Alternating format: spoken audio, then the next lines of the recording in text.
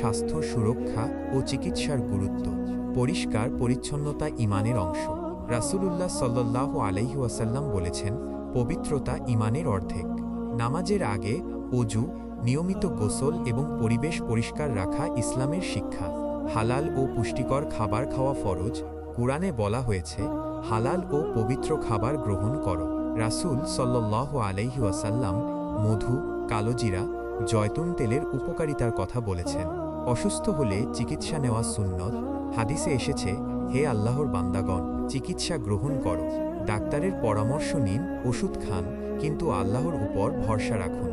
রোগ মুক্তির দোয়া, আল্লাহুম্মা রব্বান নাসি আযহিবিল বাসা ওয়াশফি আনতাশ শাফিঈ লা শিফা ইলা শিফাউকা শিফাআন লা ইউগাদিরুস সাকামা। হে মানুষের রব, অসুখ দূর করুন, শিফা দিন।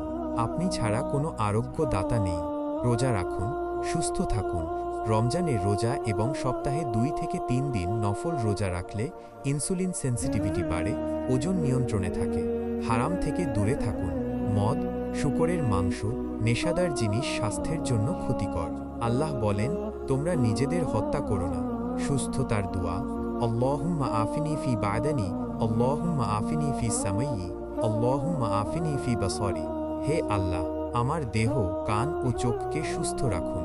মনে রাখবেন, স্বাস্থ্য আল্লাহর নিয়ামত। চিকিৎসা নিন, আল্লাহর উপর ভরসা রাখুন। হারাম খাবার ও অভ্যাস পরিহার করুন। আপনার কোনো প্রশ্ন থাকলে জানাতে পারেন। আল্লাহ আমাদের সবাইকে সুস্থতা দান করুন। আমিন।